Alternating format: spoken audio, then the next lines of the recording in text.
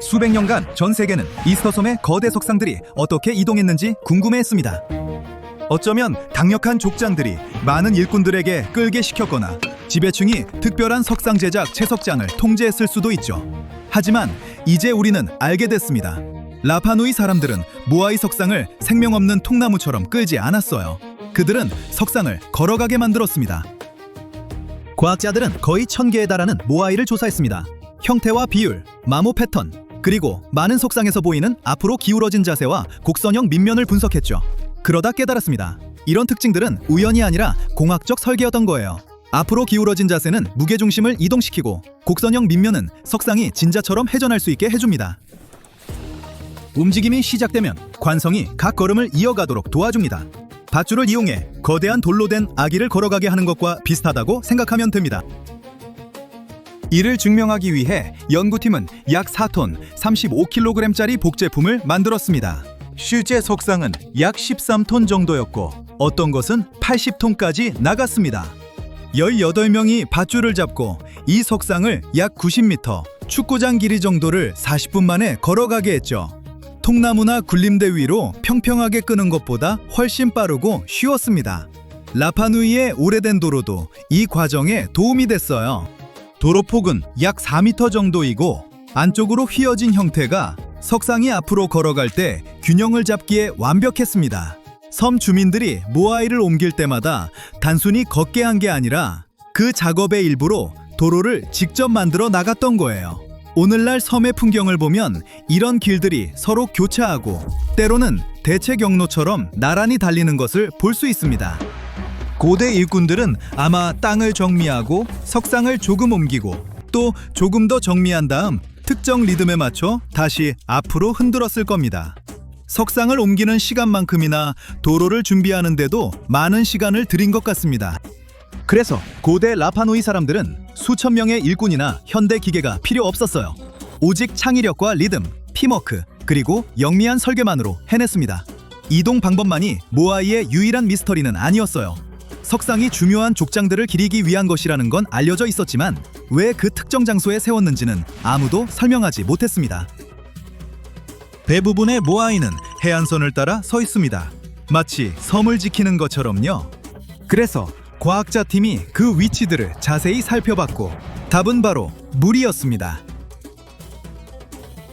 이스터 섬의 화산 토양은 매우 다공성이라 빗물을 빠르게 흡수합니다.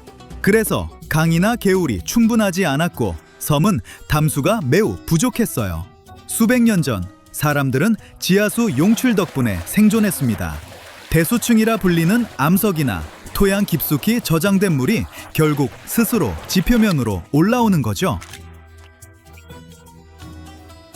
그 물이 해안 근처에서 솟아오르면 바닷물과 섞였지만 마실 수 있을 만큼 담수 상태를 유지했습니다.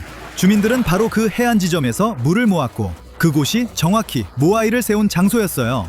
단순히 해안선을 장식한 게 아니라 섬에서 가장 중요한 담수 원천을 표시한 거였습니다. 대부분의 모아이 몸체는 화산 응해암으로 만들어졌는데 조각하기 쉬운 부드러운 돌이에요. 대부분의 석상은 고대 화산 안에 있는 하나의 채석장에서 조각됐습니다. 2023년 10월 산불이 채석장을 휩쓸었고 라파누이를 아끼는 모든 사람들이 이 유적지가 미래의 재난에서 살아남을 수 있을지 정말 걱정했습니다. 그래서 다음해 1월에 과학자팀이 도착했을 때 지역 공동체 단체가 혹시 또 다른 화재가 영구적으로 손상시킬 경우를 대비해 채석장을 기록해달라고 요청했습니다. 지리학자들은 기꺼이 수락하고 채석장 위로 약 30회의 드론 비행을 실시했습니다. 비행을 거듭하며 놀라운 22,000장의 사진을 수집했습니다. 그 후 몇 달 동안 컴퓨터 소프트웨어로 이 이미지들을 처리해 모든 조각을 하나의 초정밀 3차원 모델로 합쳤습니다. 이제 전 세계 누구나 이스터 섬에 발을 딛지 않고도 가장 중요한 채석장 중 하나인 라노 라라쿠를 탐험할 수 있습니다. 물론 3차원 모델은 단순한 온라인 투어 플랫폼이 아닙니다. 연구팀은 채석장 내에 여러 작업장이 있었고 조각 기법이 장소마다 달랐다는 걸 발견했어요. 한 명의 족장이 방법을 지시한 게 아니라 각 장소가 특정 가문과 연결된 독자적인 작업장처럼 운영됐던 거죠. 이것은 모아이가 예전에 믿었던 것보다 훨씬 적은 인원으로 움직일 수 있었다는 또 다른 증거일 수 있습니다. 아마 20명에서 50명 정도였을 거예요. 이스터 섬에서 대가족이나 작은 혈통 집단의 규모와 비슷하죠. 대부분의 석상은 등을 대고 누운 상태에서 위에서 아래로 조각됐습니다. 가장 흔한 방법에서 조각가들은 먼저 얼굴에 집중해 눈, 코, 입을 만든 다음 그 특징들 주위로 머리와 몸의 눈각을 조각했습니다. 두 번째 방법은 순서가 반대였어요. 먼저 전체 돌덩이를 모아이의 기본 형태로 조각하고 세부 사항은 나중에 추가했습니다. 그리고 드문 경우에는 조각가들이 옆에서 돌을 파고 들어가 거의 수직인 절벽에서 작업했는데 이건 정말 대단한 기술이 필요했을 겁니다. 연구자들이 1000개가 넘는 모아이를 지도에 표시하고 모두 알았다고 생각했을 때 섬이 예상치 못한 걸 던졌습니다. 2025년 아무도 예상하지 못한 마른 호수바닥 한가운데서 또 다른 석상이 나타났어요. 호수바닥에서 발견된 최초의 석상이었고 마지막이 아닐 수도 있습니다. 적어도 200~300년 동안 그 호수는 거의 3m 깊이였기 때문에 인간이 바닥에 석상을 세우거나 놓는 건 불가능했을 겁니다. 과학자들은 이 모아이가 500년 이상 됐다고 생각합니다. 아마 이것을 만든 라파누이 사람들이 과거에 호수가 말랐을 때 석상을 여기로 가져왔을 거예요. 새로 발견된 석상은 약 1m 60cm 정도로 섬의 다른 석상들보다 작았습니다. 이 지역이 계속 건조해지면서 호수 바닥이 얼마나 오랫동안 숨겨왔는지 모를 것들을 드러내기 시작했습니다. 수세기 동안 호수 위로 자란 빽빽한 갈대 아래에 더 많은 석상이 숨어 있을 수 있습니다. 이제 물이 빠졌으니 과학자들은 지하 탐지 도구를 사용해 표면 아래 묻힌 것을 감지할 수 있을 겁니다. 연구자들이 석상을 계속 연구하고 미스터리를 풀어가는 동안 자연은 그들에게 불리하게 작용하고 있습니다. 새로운 연구에 따르면 2080년까지 계절성 파도가 내륙 깊숙이 밀려와 이스터 섬의 거대한 모아이 석상 일부를 칠 수 있다고 합니다. 이돌 거인들은 모든 것을 견뎌왔습니다. 혹독한 태양, 끊임없는 바람, 쏟아지는 비, 표면을 천천히 기어가는 이끼, 심지어 산불까지요.